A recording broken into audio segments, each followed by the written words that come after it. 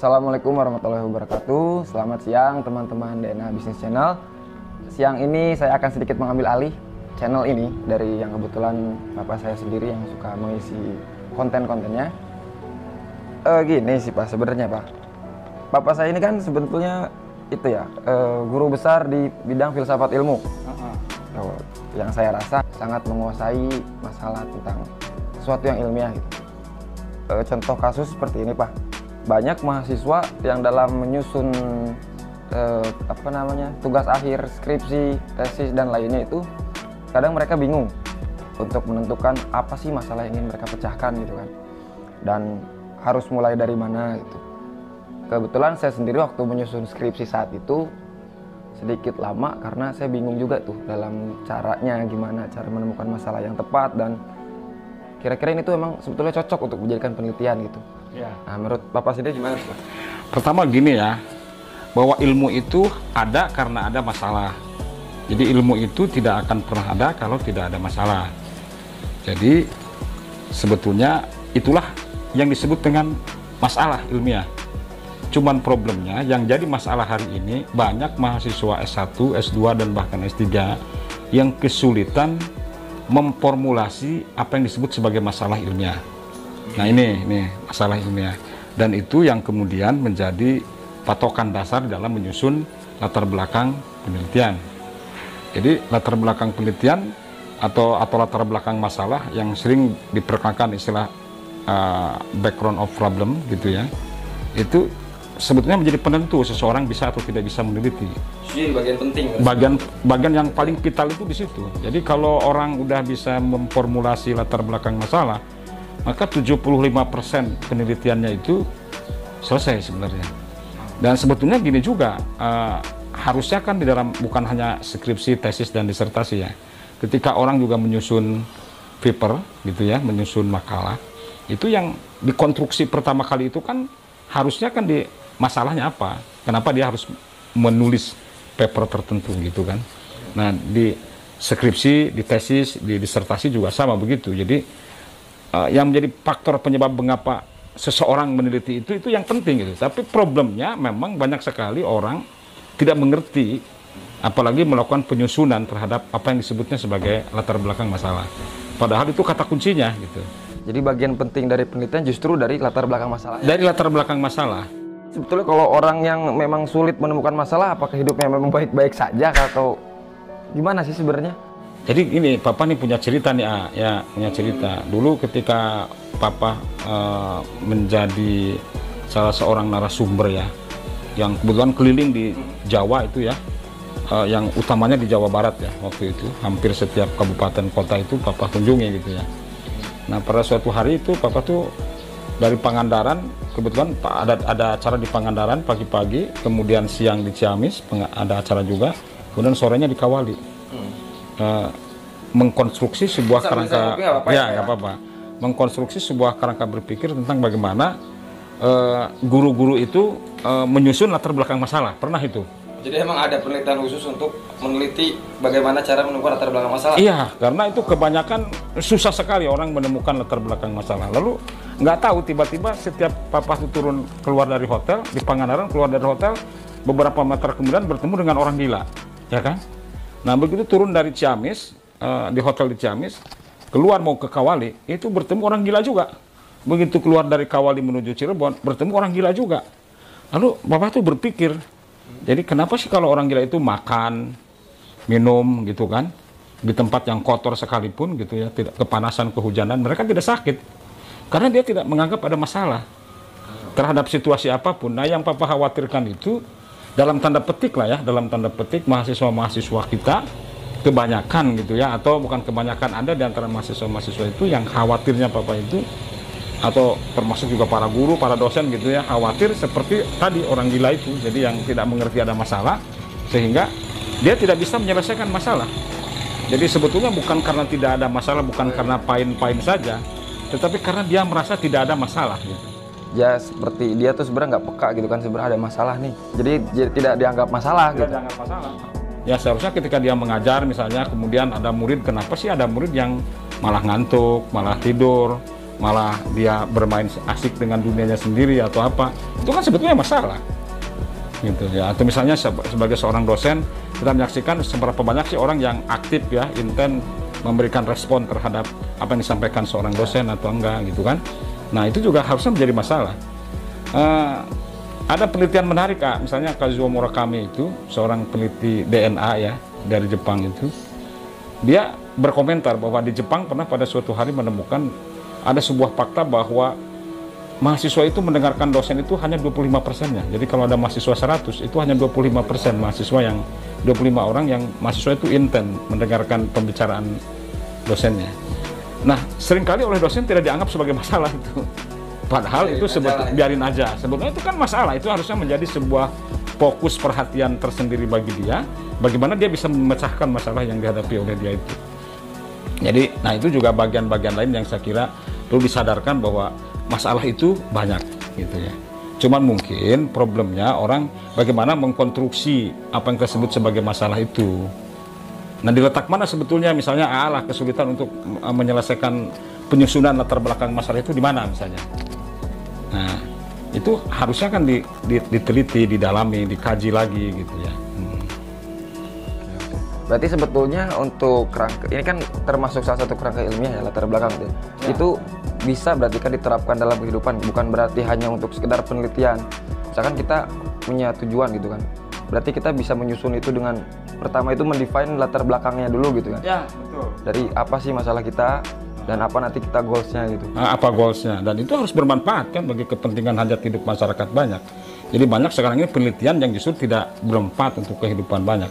Maka sebetulnya dalam konteks kerja ilmiah ini kan menyusun latar belakang masalah sebagai bagian dari cara kita untuk menyusun proposal penelitian yang nanti akan kita lakukan.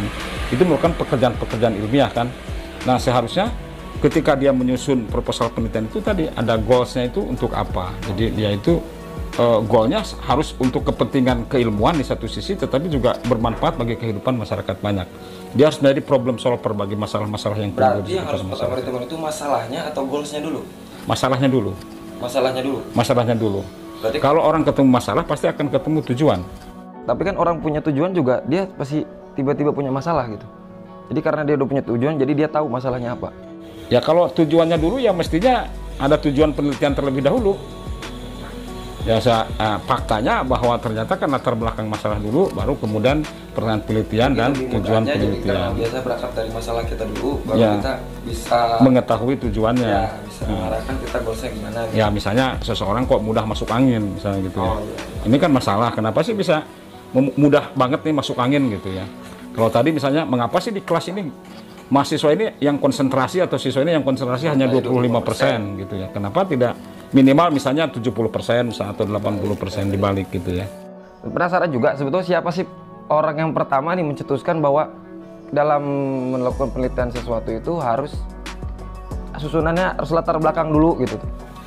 Iya, sebenarnya kalau ilmu itu kan tidak bisa tumbuh begitu saja. Pertanyaan itu kan kadang-kadang seperti pertanyaan yang kurang cerdas ya, misalnya siapa sih penemu mobil gitu ya. Nggak, maksudnya yang menyusun ini kan. Iya, jadi gini, jadi siapa sih misalnya yang menemukan mobil gitu. Kan tidak mungkin orang bisa memberikan jawaban siapa sih yang menyusun yang pertama kali menemukan mobil. Jadi kalau ada orang yang menyebutkan, oh pertama kali mobil itu ditemukan oleh si A gitu. Bukan, maksud saya di sini justru mempertanyakan latar belakangnya, mengapa ini bisa susunannya itu bisa seperti ini, kenapa harus latar belakang pertama gitu.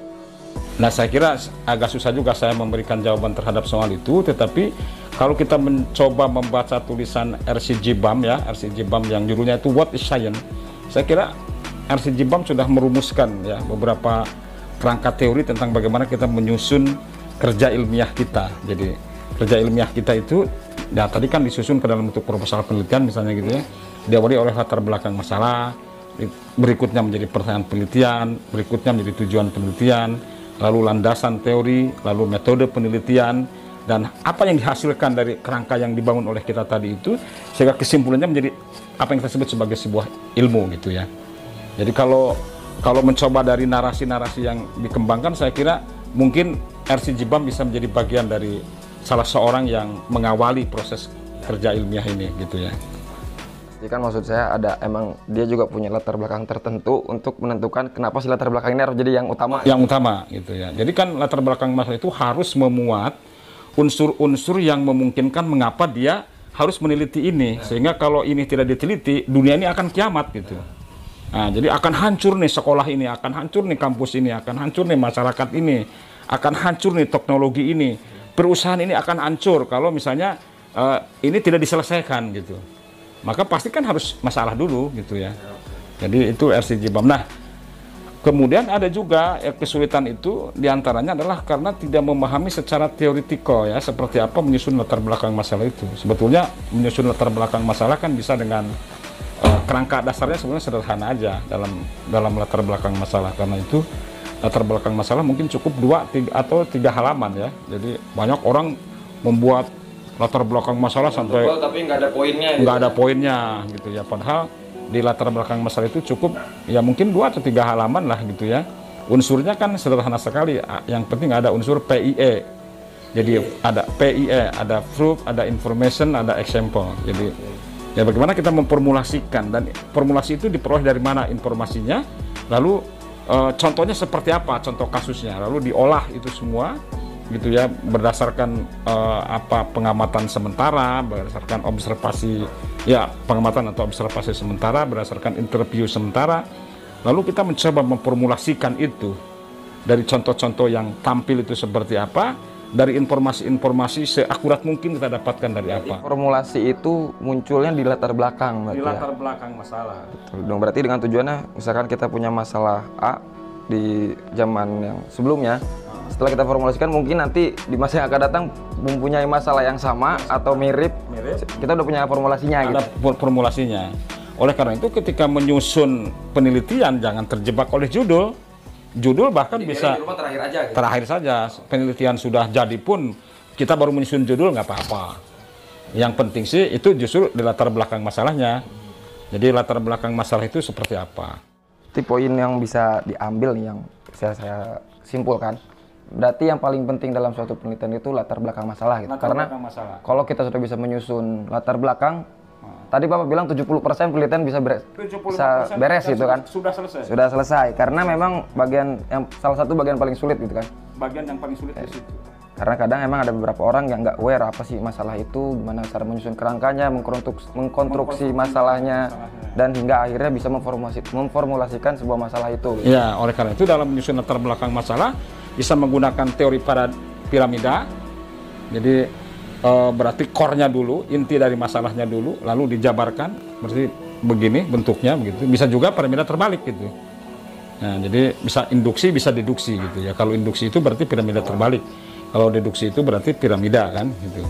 Jadi seperti itu beberapa hal yang saya kira ini penting sebetulnya. Dan saya rasa juga ini bisa diterapkan dalam kehidupan gitu. Maksudnya nggak melulu masalah hal-hal ilmiah seperti kita harus dalam penelitian, jurnal, paper, ataupun tesis, skripsi. Itu saya rasa bisa kita gunakan untuk kehidupan sehari-hari gitu. Bagaimana kita mengkonstruksi masalah hidup kita dan memformulasikannya sehingga saat kita mendapatkan masalah yang sama, kita udah punya formulasinya nih, udah punya step-stepnya harus bagaimana. Ya betul. Itu salah satu mungkin poin yang bisa dianggap latar belakang itu penting gitu. Betul. Oke. Ya. Gimana? Ada kesimpulan dari Papa sendiri gimana berarti tentang latar belakang yang kira-kira nggak terlalu panjang tapi orang bisa mengerti poin pentingnya? Ya, pahami, dalami apa yang menjadi masalah Anda. Jadi masalahnya tuh harus betul-betul fokus. Jadi sebelum membuat fokus penelitian, Anda justru harus fokus pada masalahnya apa. Sama satu lagi berarti jangan terlalu panjang tapi nggak ada poinnya. Gitu. Nggak ada poinnya. Ya, yang penting singkat, padat, dan jelas. Itu yang membuat Papa kadang-kadang capek sebagai seorang promotor, capek sebagai seorang pembimbing tesis, capek sebagai seorang pembimbing skripsi karena membaca latar belakang masalah demikian panjang. Tapi sampai jelas lah gitu ya. Jadi titik jelas benar itu seperti itu. Kesimpulannya ya seperti itu berarti cukup sampai di sini. Mungkin nanti kita bisa bahas-bahas lebih lanjut masalah kerangka ilmiah yang lain gitu kan, nggak cuma sekedar latar belakang. Untuk kali ini udah sangat cukup karena saya sendiri lagi nyusun tesis. Emang itu sedikit rada membingungkan sih Pak. Karena bingung juga kan ini nih, kita tuh nyari masalahnya apa sih gitu. Kadang kita nggak punya masalah, kita malah nyari-nyari masalah gitu karena biar tahu masalahnya gimana. Nah, kebanyakan mahasiswa itu mencari-cari masalah. Jadi masalah yang dicari-cari sebetulnya itu yang problem utamanya. Ya padahal sebetulnya sih kalau menurut Papa kesulitan mahasiswa untuk mencari latar belakang masalah itulah masalah. Itu masalahnya justru. Itu masalahnya itu harus Itu bisa diteliti. jadi penelitian. Penelitian. Mungkin udah cukup inilah ya, udah cukup jelas gitu kan untuk para penyusun skripsi dan lain-lain. Mungkin ini salah satu poin penting yang harus kita maksudnya kita pahami gitu kan dengan tujuan mempermudah penelitian kita. Mungkin cukup sekian Pak. Ya, terima kasih banyak nih Pak ya. Lumayan ada pencerahan. Terima kasih. Jangan lupa komen, like, subscribe dan share. Sampai bertemu di video selanjutnya. Assalamualaikum warahmatullahi wabarakatuh. Waalaikumsalam warahmatullahi wabarakatuh.